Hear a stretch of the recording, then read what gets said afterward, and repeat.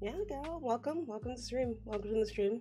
We're gonna talk about She-Hulk, last night's episode. I guess today, technically today's episode, episode 7, as well as Everything Everywhere All at Once. Welcome to the stream, Leg. Welcome.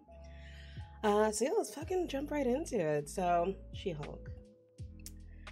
So, I've been like, we talked a little bit about this earlier in the week, and the show has like been a little lax about giving us any continuity, like any like overarching plot in the show so far.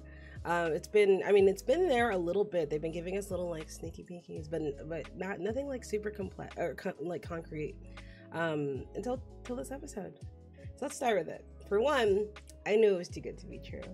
I knew it was too good to be true with Josh. He was too charming. At the wedding, he was too charming, and he was too sexy and too nice. And I'm like, oh man, he's trying too hard.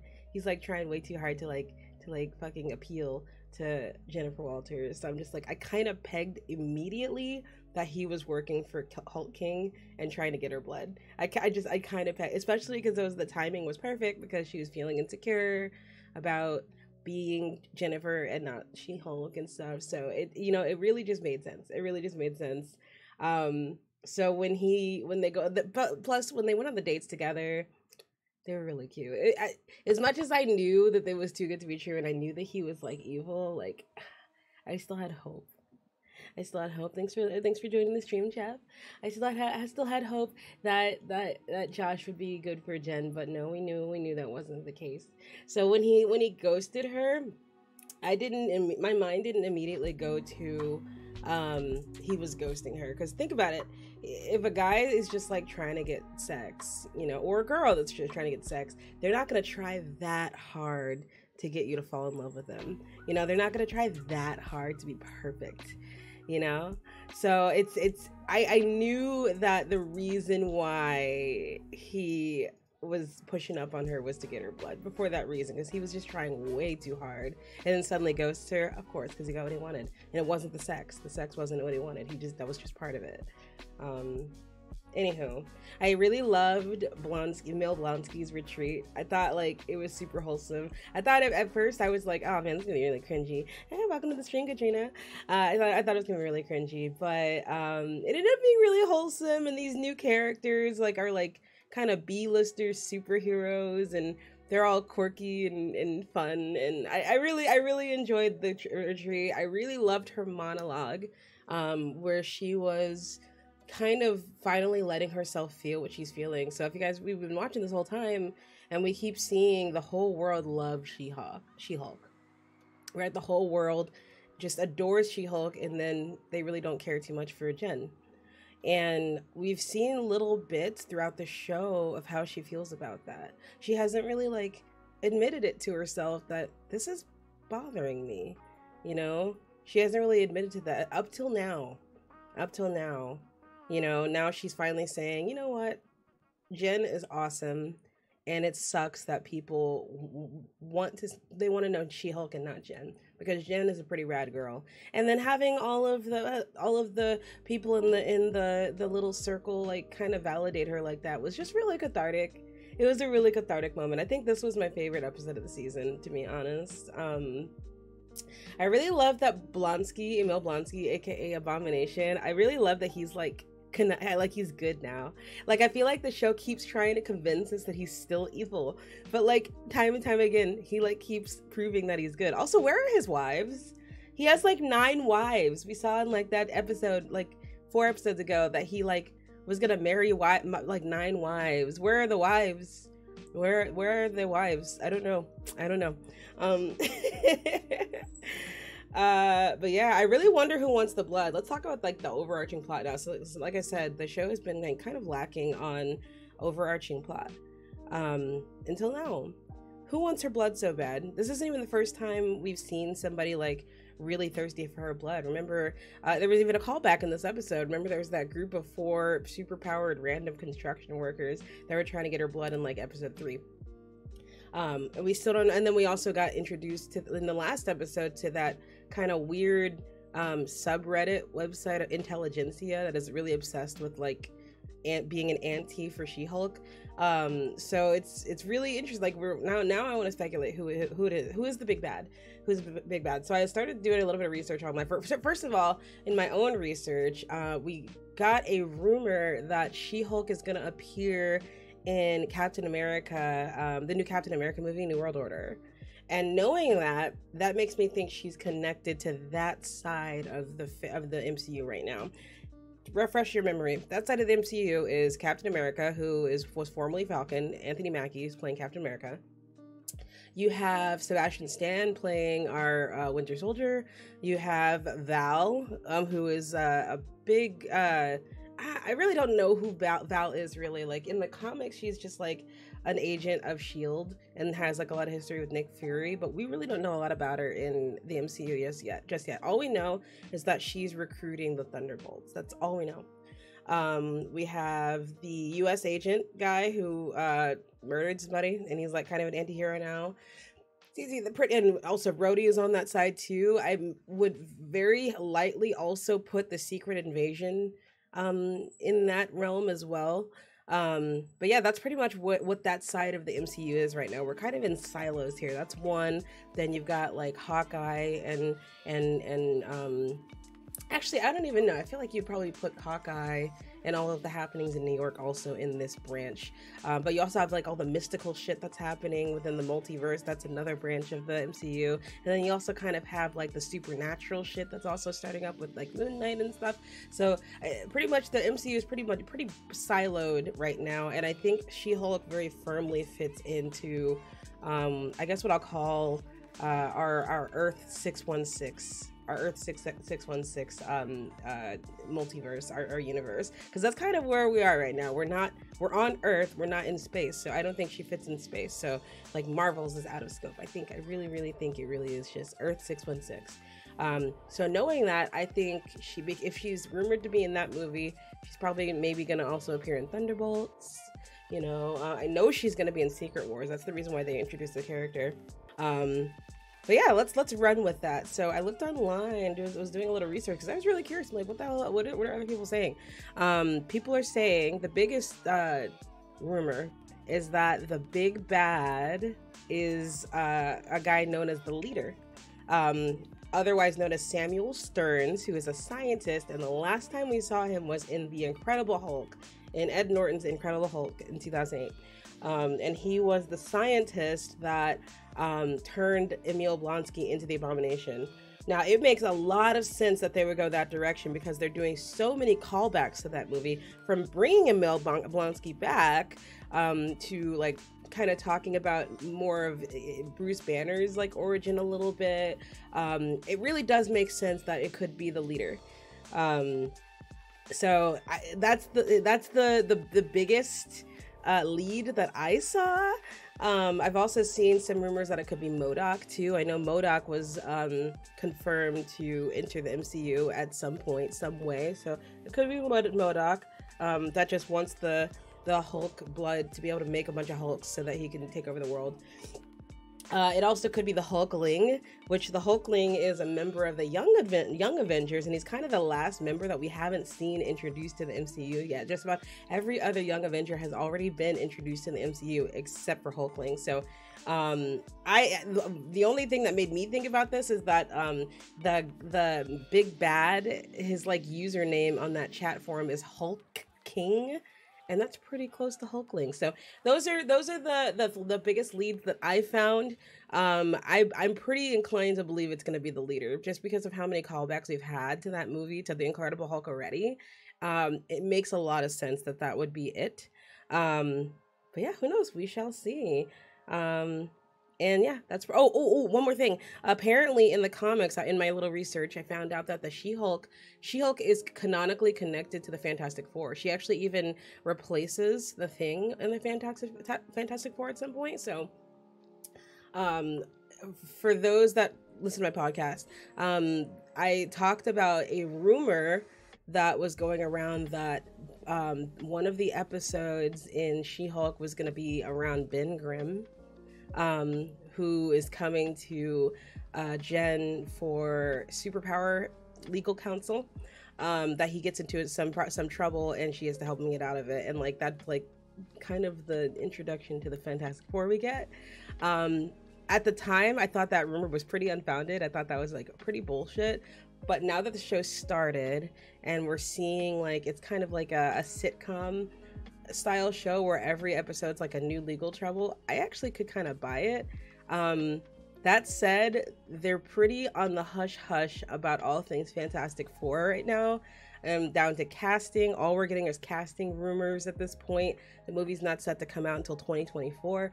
I don't think that there's any like contractual things stipulating whether or not we're going to see more Fantastic Four characters like we just saw Reed Richards in Doctor Strange. So I think it's pretty fair game at this point. I would say maybe not likely that'll happen, but I think it's fair game. I think it's fair game, and that would be really cool to like see like Ben Grimm, even if it's like not the Ben Grimm we see in the Fantastic Four movie in a few years, even if it's just like a random universe Ben Grimm, like that would be pretty fucking cool, I think.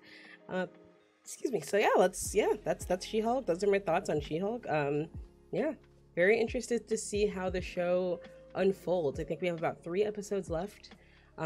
So yeah, I'm really curious how it's gonna unfold. All right, let's go ahead and move on to Everything Everywhere All at Once. I just watched this movie for the first time a few nights ago and I loved it. I definitely didn't think it was gonna go in the direction it did. I didn't really know what to expect actually. But I really fucking enjoyed that movie. It's extremely funny, extremely likable characters. I didn't even recognize that was Michelle Yeoh right away. I did not recognize her as Michelle Yeoh right away. In fact, it took me, I hate to say this, but it took me all the way until like midway through the movie when she was like a movie star and she was like on the red carpet. I was just like, that Michelle Yeoh? Actually, I think it was a little before that. I think it was when she first did the Kung Fu, in her first Kung Fu scene. I was just like, that's Michelle Yeoh. She kicked ass. She really carried the film. Not to say that the other actors didn't do a good job, because they all did an amazing job, but the film was very much about her. I think she was very much like the protagonist, and she did a very, very good job carrying the film. The Kung Fu nature of the movie was really unexpected for me. I did not think that it was going to be like a Kung Fu movie. I was very into it. I fucking love Kung Fu movies, so I'm not mad at it at all. I thought the fights were really, really cool, really well choreographed. Also very funny at times. There was like a whole ass fight where like 2 of the minions had like butt plug trophies in their butts, and like they stayed in their butts the whole time while they fought, and I thought that was pretty funny. Also, I looked up the afterward. There's a character played by Jamie Lee Curtis named Deirdre, which that ended up being a character I really loved too. I thought she was annoying as hell at the beginning of the movie, but like toward the end, I was like, oh, okay, she made me cry. But her last name is Beaubierdra, so her name is Deirdre Beaubierdra, and that's pretty funny. I don't think they actually ever say her last name out loud, but I do distinctly remember it being like on a nameplate on her desk at the IRS, so I thought that was pretty funny. I really love that the catalyst for jumping between for verse jumping, is doing something weird. And I like, for one, it's funny. Like, you would see some of the weird things we saw were like he eats a whole chapstick. Like, you have to do just the most weirdest thing you can think of so you can jump, because the idea, and I loved how they justified it. I love how they justified it, because it was funny and it added comic relief, but like they made pseudoscientific sense in that you have to do something weird, something so unlikely to happen in that universe, to jump to a universe that it makes sense to jump to. Because the idea is that the how they explain their science is that the multiverse is created based on the choices you make. Every micro choice you make branches off another universe, right? And they can have wildly different consequences. For example, one of them was that instead of running away with her husband Waymond, Evelyn, who was played by Michelle Yeoh, stayed in China and became a kung fu master and subsequently a movie star, all because she just decided not to run away with Waymond. Like, a very small, minute choice made that happen. There's also like a universe where everybody has hot dog fingers. I was laughing so hard at that entire initial scene with their like little hot dog fingers flopping around. I just, oh God, I was laughing so hard. Um, and whatever was going on in that like musical TV show she was watching, where they just like started spewing ketchup and mustard at each other. I don't know what orifice those liquids were coming out of. It looked sexual to me, but it looked like a situation that wasn't supposed to be sexual. I was confused and laughing really, really, really hard. But yeah, I really liked how they like explained the reason why they have to do like an insanely weird thing, like stick something up your butt, you know. And that'll do it, or confessing your love to a stranger, just the weirdest things. I thought that was very fun. Yeah, the themes, they were very, very thick with two C's themes in this movie. The most clear were like nihilism, the sense of nothing matters. We're all insignificant specks. Because the idea is that in one of the universes, Evelyn's daughter Joy, Evelyn Fort kind of forces her daughter to become like kind of a master verse jumper, and she does it so much that her mind fractures, and she gains total control over the multiverse. So she's basically experiencing every conceivable possible version of herself at any given moment, meaning she's died a countless amount of times. She's been born a countless amount of times. She's been unalive, as in like she's like been inanimate object. She's been everything. She has total omniscient knowledge. She's pretty much like Dr. Manhattan, if you guys have seen Watchmen. Like she's pretty much Dr. Manhattan, where she exists at every conceivable moment in time. And as a result, just like Dr. Manhattan, she like can see immediately the pointlessness of life. And when I say pointlessness of life, I mean the objective insignificance of life. The idea that our planet, amongst trillions and quintillions of planets in the universe, just happen to have the right juice in it to make life.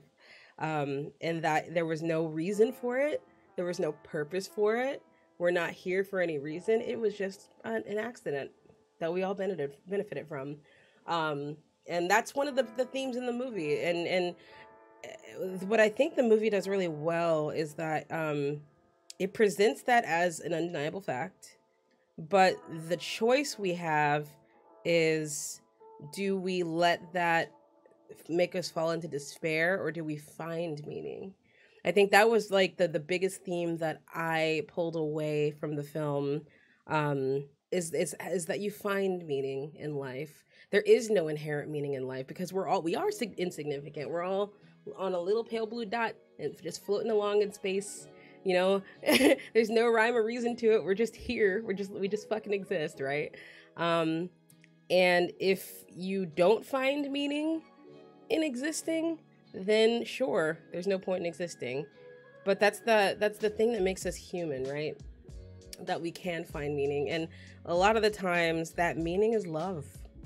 The thing that gives us purpose, the thing that keeps us breathing, that keeps us trying, that makes us not give up, is the love that we have for one another. You know, it's a really complex emotion that quite frankly gives us will to exist. It provides us the will to exist, despite it all, despite nothing making sense, and a quote from the film, like, it only makes sense for small moments at a time. The idea is that that's okay, as long as we can find someone or something to love. That's our purpose, and that's all that we need. That's the only purpose we need. We don't need any other purpose. We don't need any divine purpose. We don't need to have any, real significance in the world. We don't need to, as long as we make our significance. That's the point. And that theme really like hit me emotionally. I think it really impacted me emotionally when I was watching the film. I started crying pretty hard around this point in the film, because I was like, wow, because there was like a whole climactic battle at the end where Joy is trying to end herself because she feels that, like, well, she just wants to stop existing. Like, why exist in any universe when all universes are pointless? And Evelyn's trying to convince her daughter, no, it may be pointless, but we find our point in those we love. And in happiness, and finding happiness, finding what makes us happy. And the whole like climactic fight at the end, because we spent the whole movie seeing like these awesome kung fu fights and stuff, because there's these people trying to take Evelyn down because they want Joy to destroy herself. And the whole movie, Evelyn's just like fighting them with kung fu, but then they keep coming. But then her husband convinces her to fight another way, fight with kindness and love, you know?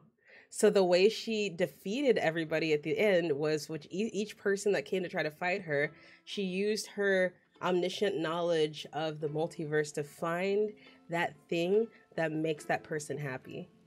And she basically just like she found the purpose for each and every single one of those people. She gave them purpose to stop fighting and just live and be happy.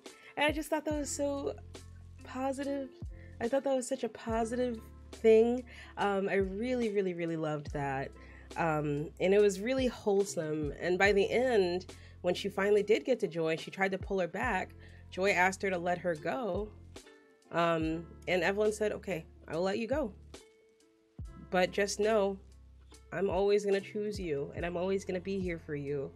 And I just, oh God, at that point, I was just a mess. I was crying so hard. It made me want to call my mom. Because it was just such a beautiful moment between a child and a parent, where even when things don't make sense, even when everything is pointless, you're my point. You, my child, and me, your parent.